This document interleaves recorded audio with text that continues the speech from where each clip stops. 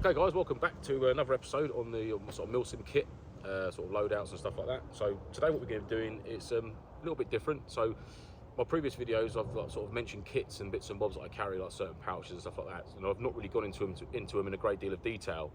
So what we're going to do today is we're going to sort of get into them and sort of dissect them a bit, like what I carry in my first aid kit, for example, brew kits, you know, briefly over my tool kit for my riffs and stuff like that. I mean, everyone's riffs are different, you know, the fixing points are different, things like that. You know, some things are the same, but essentially, you know, we're all airsofters, we've all had rifles for a while, or riffs for a while, you know, imitation firearms, if you like, for the purposes of YouTube.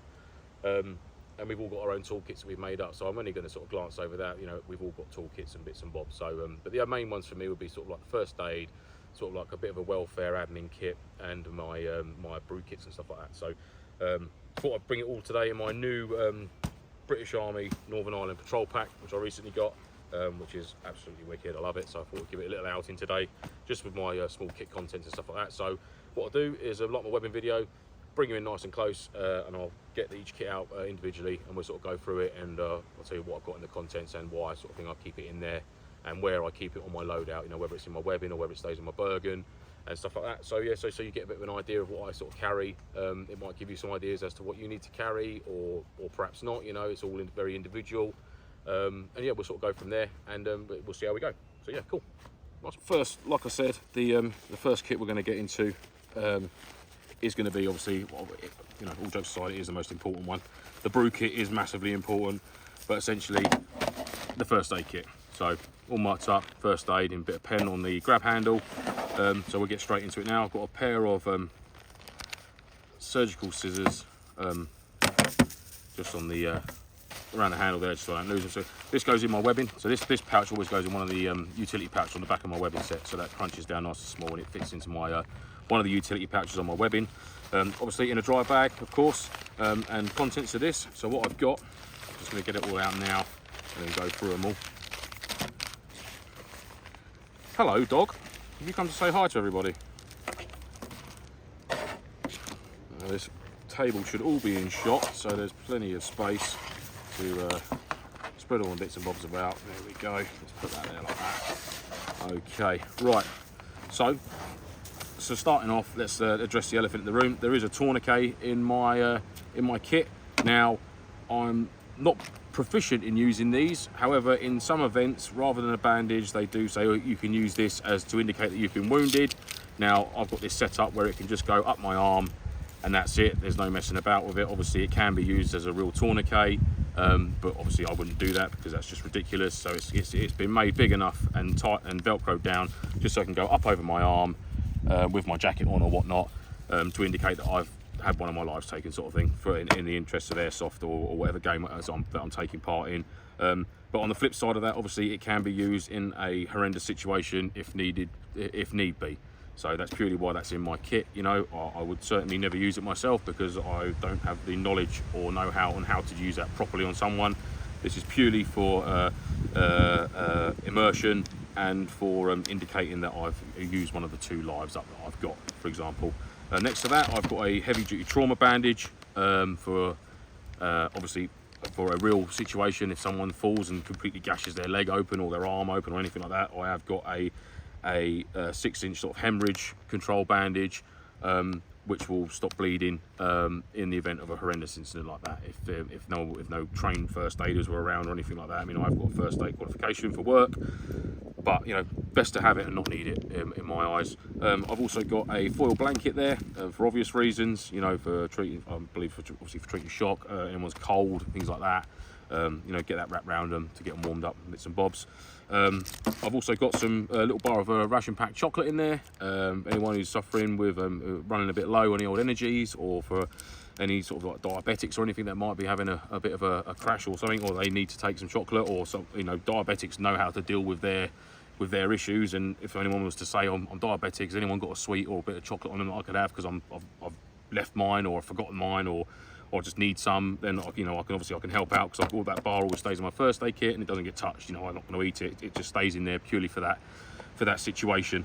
On top of that now, so what I've got here is my first of like 2 little smaller pouches which go with my first aid kit, and that's got some basic sort of like paracetamol in there. I've got a little mirror there for any eye injuries or anything like that, so you can see what's in your eye or anything like that to help out with. Again, some paracetamol, ibuprofen, a couple of little sets of some sort of bit of a heavy duty tweezer, and some slightly smaller ones. And on top of that, obviously, because where we are, you might be out in the woods. I'm the same at work, because I work on the underground, you know, working in some really filthy tunnels and stuff like that. We don't always have access to clean water and that for irrigating wounds or for treating burns, for example, and things like that. So I have got a few sachets in both of these pouches of, it's called Burn Shield. Now, it's something that you can apply to a burn, which instantly cools, and I think it adds a layer of antiseptic to any burn sort of thing, which is a jolly handy if you're in an area there where there isn't access to clean water to sort of like irrigate the wound, or just to trickle over the wound sort of slightly up for the burn. If the burn was on your arm there, for example, you sort of trickle it there so it goes down over the wound, not directly on top of it.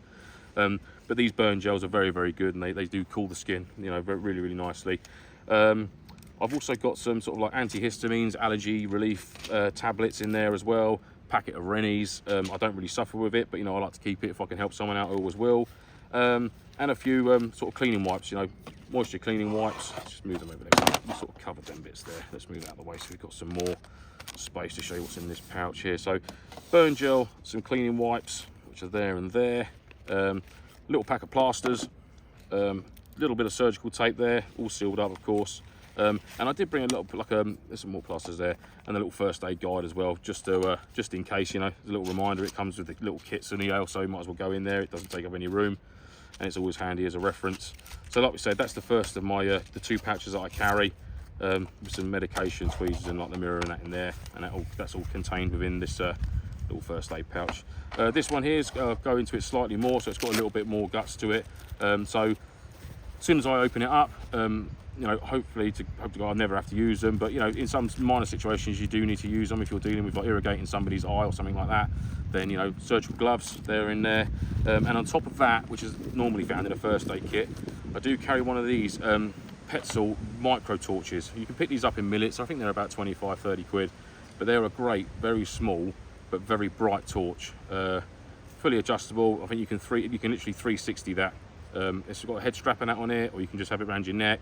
It does multiple, does like a distress flash, you know, you can have it on red, solid red light. Yeah, a really, really good bit of kit, you know. So yeah, do recommend having even a little pen torch or something, some little bit of illumination in your first aid kit, just so when you do open it, if you haven't got access to a torch at night time and something happens, and you know you've got a little pen torch or something in there, that's always good to have. On top of that, some insect bite relief, bit of Germaline, obviously. Again, an array of plasters. You know, you can never have enough for the little boo-boos. So I've got a few plasters in there. Again, triangular bandage. I mean, it's pretty much a full first aid kit, guys. You know, it's what you'd expect. But I've got some slightly larger adhesive wound dressings in there as well, for any sort of slightly bigger boo-boos. Again, plaster. I think I've got too many plasters in here, guys. Might have to ditch some plasters. And again, in this kit as well, I do carry a few sachets of the burn gels. There is some burn gels in there as well, and that's basically contained in this little kit here. Obviously, this is if anyone recognises it, it's a mine extraction kit, but it's also handy little pouch that I had lying around, and it just held the contents of what I wanted to carry in my webbing. So that's essentially there, guys. Let me just get a few of these burn gels out as well, just so the pouch is empty. And there's a few there, there's a few there, and there we go. And obviously some more sanitising and cleaning wipes as well. But that's basically my first aid kit, obviously in its entirety, and that all goes within that red stuff sack, and that always stays in my belt kit. Now, if I'm not running my belt kit and I'm running my plate carrier and shooter's belt, then this will be found in my day sack, which will be on my back, because I'd run that in conjunction with my plate hanger or plate carrier and shooter's belt. I could possibly get the smaller one into a small IFAC on my shooter's belt if I wanted to, but I do like to keep it all together, sort of thing. So it is always with me. But yeah, essentially that's the first aid kit. So I'll get this all packed up now, and then we'll come back and we'll jump into the next one. Just one thing I forgot to mention. It was actually underneath my bottom of my pouch, so I thought this was empty. Was I've got 2 slightly less horrific dressings. Basically, I've just got 2 medium, sort of like normal dressings. They've got a bit of adhesive, absorbent gauze on the inside of it, like a little patch. So if you do have like a minor cut that doesn't require this bad boy, then I've got sort of 2 smaller ones that I can sort of get to. depending on the situation, basically. So yeah, they were stuck in the bottom of the grab handle bit there. So yeah, that's the entirety of the first aid kit. So like I said earlier, I'll get all this packed up now, and then we'll move on to let's go with like sort of like my possibles pouch, you know what I mean, sort of like a bit of like the hygiene and welfare pouch. We'll do that one next. Okay, cool.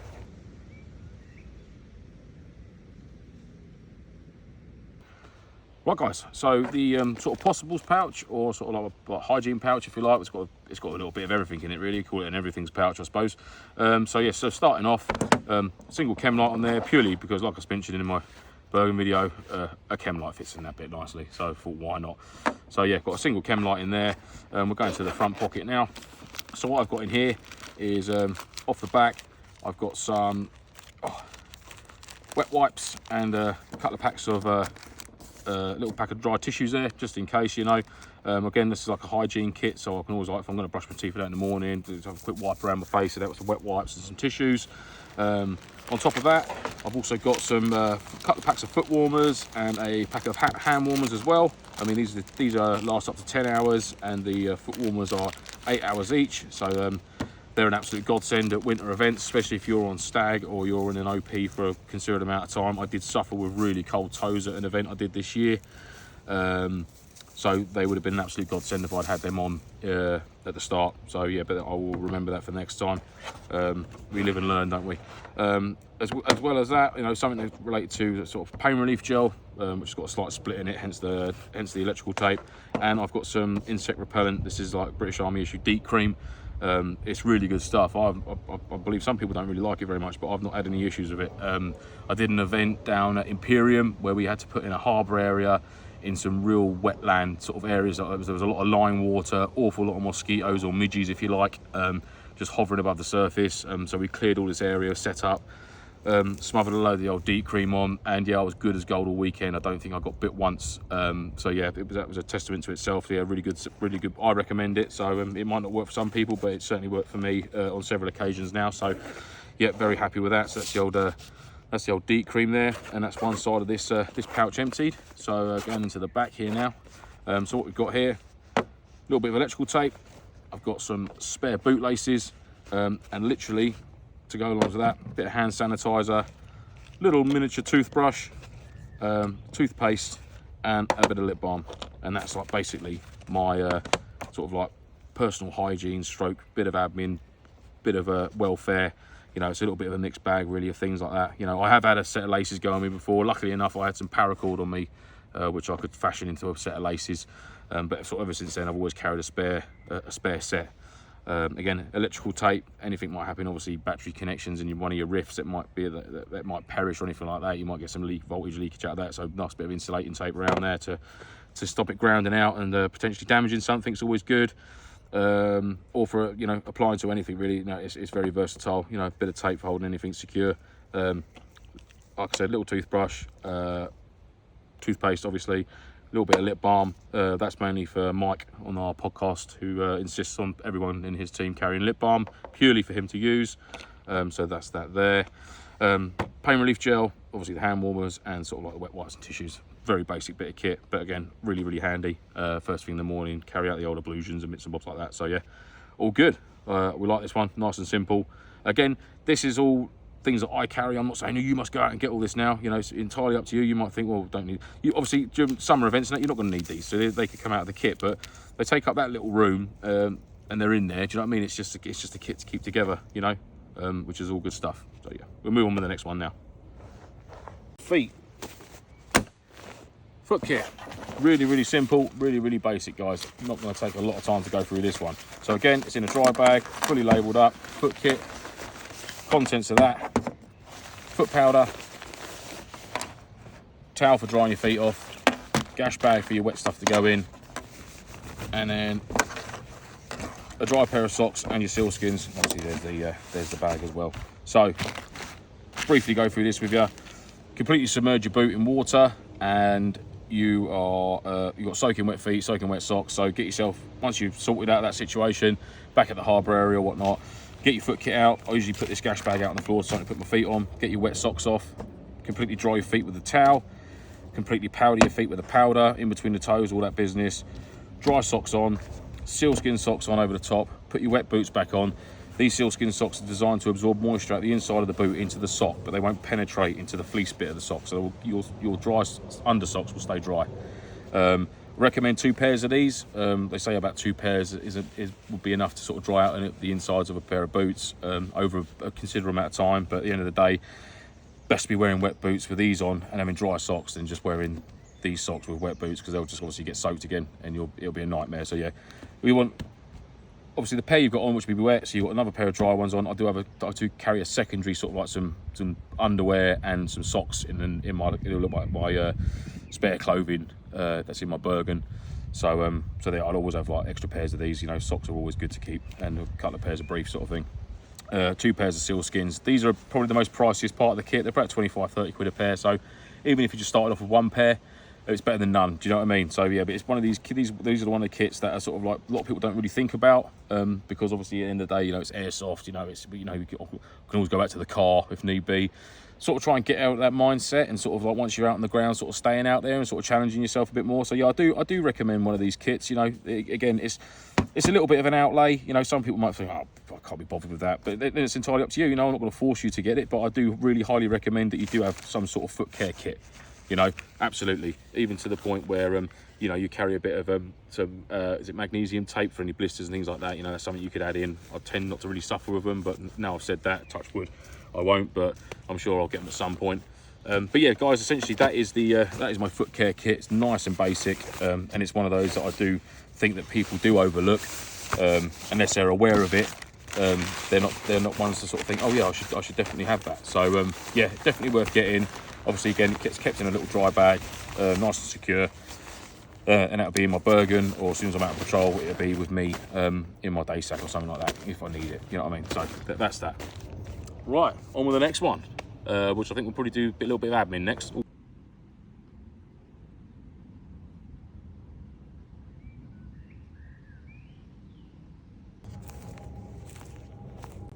Admin. Right, so admin. Very, very basic. This is essentially just for my taking notes and bits and bobs like that. This goes everywhere with me. It'll either be in my commander's pouch and my webbing, it'll be in my day sack, or it can go in a mat pocket with your trousers, anything like that at all. Again, a few pens, bit of chewing gum in there. I'll get all that. So let's take all that so you can see it all clearly. Pens for days. A couple of different colours there for marking stuff up if need be. I think that's it in there. That's it all gone in that one. And then obviously inside this pouch is my Right in the Rain weather pouch. I have had to trim it up a little bit, basically just so I could get it to slip down in the little housing bit on the inside there, just so it holds it in place. November Foxtrot, look them up. Awesome podcast, probably the best in the world, I'd say.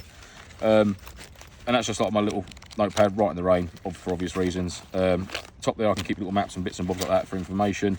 But yeah, that's essentially my little admin pouch, guys. Very, very basic notepad, a few pens, bit of chewing gum, in a dry sack, obviously.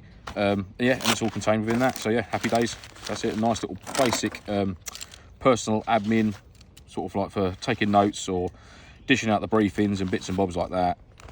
A nice little handy to have, you know. Yeah, I do recommend it, especially when you start getting to the Milsims where you get like a full briefing before each sort of like patrol or op, and you do need to take notes of things and bits and bobs that you might need to be looking out for, or well, I'll zip that up again, hang on. Things that you need to be looking out for, timings, certain places you need to be, you know, anything like that, you know, anything that you deem to be sort of vaguely important that you might not remember, you know, you can make a little note of it. Obviously, be careful of what you do write down in there, because obviously it's someone does spot that, it is fair game, if you know what I mean. So yeah, if you do get sort of captured, if you like, you know, the other team obviously will be well within their rights to sort of like have a little flick through that notebook. So if you do use some sort of secret code to record whatever it is you need to record, then yeah, just be mindful of it. But yeah, that's essentially the admin kit, guys. And the last kit we're going to do will be the number one, the Brew Kit. Obviously, I keep a smaller Brew Kit in my webbing set for when I'm out on the ground. This Brew Kit is the one that's in my Bergen, so once I get back to the harbour area, I can sort of kick back, get a nice cup of coffee on, and then chill. So yeah, we'll do that one in a slightly different location.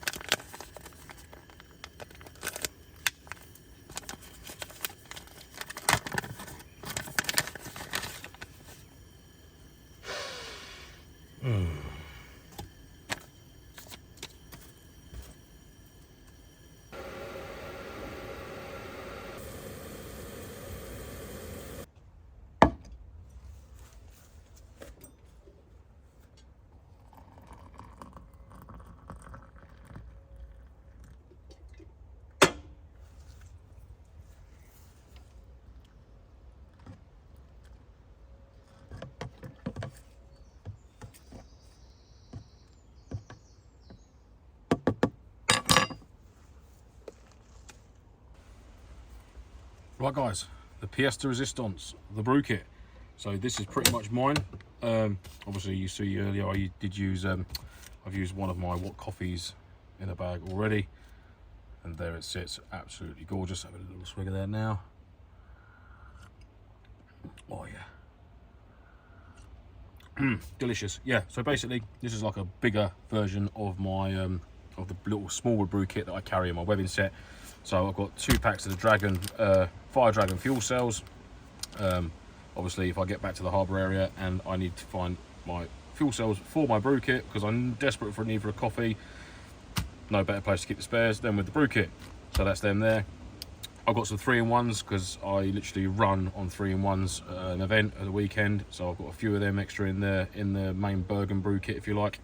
I've got a few coffee mates in case I just want to have a little bit of a not a regular coffee, rather than just having it black and strong like I normally do in the morning. So I've got a couple of different ones there.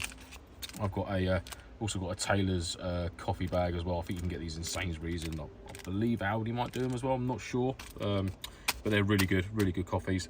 And I've got a couple of British Army issue hot chocolate ration pack drinks.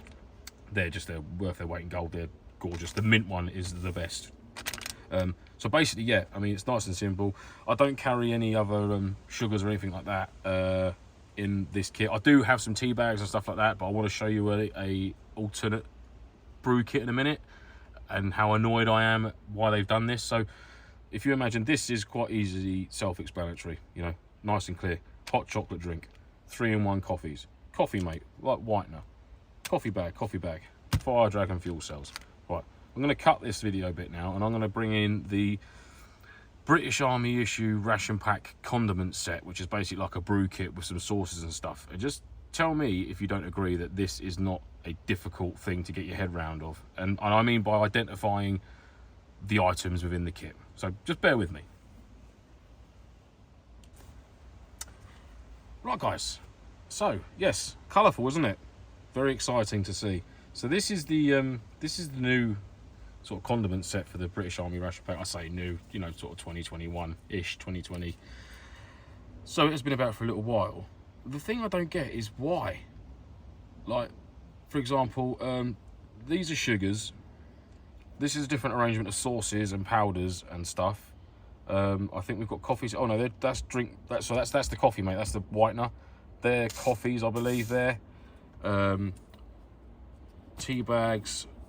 more sugars, or that, what is that? That is pepper, salt and pepper. Obviously, water purification tablets. And the clearest one of them all is the chewing gum, or if you don't understand English and you're French, underneath it's le chewing gum. So that's the only thing that's you could spot a mile away to say, oh, that's that. I know that is. I don't know why they've done it. It used to be all different colours, like the coffees, for example, they'd be black with white writing, so like a German sort of writing on them. And then the whitener would be white with like a brown outline, so you could clearly identify that. Tea bags would say breakfast tea on them, and there'll be like a proper nice looking packaging. Sauces would be like the hot doggity log sauce or anything like that, you know.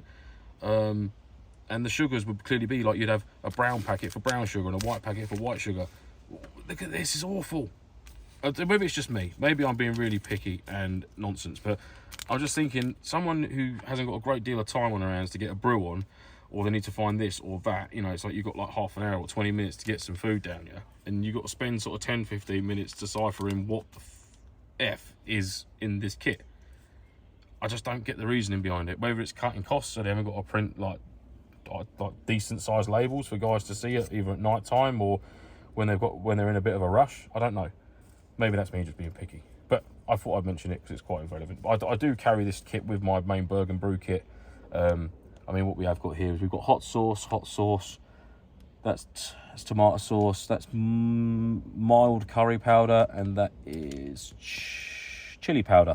So there we go. So I mean, don't get me wrong, it does say what they are on them, but it's literally like that sort of close to your face. But yeah, guys, that is pretty much my kit list. So that is my first aid kit.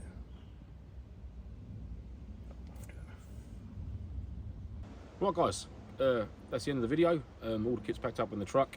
Hope you've enjoyed it. Hope it's given you a bit more of an insight as to all the smaller kits that I carry, the contents of them, and what's inside them and stuff like that. Obviously, I hope it's a bit of an aid to you to sort of sorting your kits out. You know, obviously it's all personal preference, really. You know, if you're not a coffee drinker, you're not going to have coffee in your brew kit, but you might carry a couple of sachets for a power or something. But yeah, it's like I said, all these videos are just to give people ideas as to what I carry, and maybe sort of jog their memories and think, oh, maybe I should put that in mine, or, you know, I'm going to try that, or I'm not going to try that, I don't need to, this, that and the other. But yeah, obviously all your feedback's greatly appreciated. I love it when we get conversations going on the channel. Yeah, and obviously check out the previous videos if you've not seen them yet already. I've got plenty more coming up. I've got a nice list that I'm slowly working my way through. I've got one more sort of video similar to this to do, but it's got a bit more detail to it, and then I'll be getting into sort of like the overnighters and the camp setups and stuff like that. So that's going to be really good. I'm really looking forward to that. And the weather's been glorious, so yeah, I'm hoping to get out a lot sooner to get another video done. I've been so busy. This is why this one's been a bit delayed in coming out, so apologise for that. But rest assured there will be more in the pipeline. So yeah, like I said, guys, I really hope you've enjoyed it. Thanks for all the support, thanks for all the comments and the subscribes and likes, and obviously don't forget to check out the November Foxtrot podcast channel, obviously on Facebook and YouTube. We're live 8 PM in the UK every Wednesday. Loads of different topics on AIRSOFT, Milsim, kit, this, that and the other. We have guests and interviews. We do all sorts of stuff going on. We've got a really big announcement coming up this Wednesday, so make sure you're tuned in for that. But that be to coincide with an interview we're also doing, who's a really cool guy. I won't say any more than that, but just make sure you're there on Wednesday for the show, and that's live at 8 PM UK time on both Facebook and YouTube. But yeah, guys, until the next video, I'll see you soon, and thanks again. Nice one.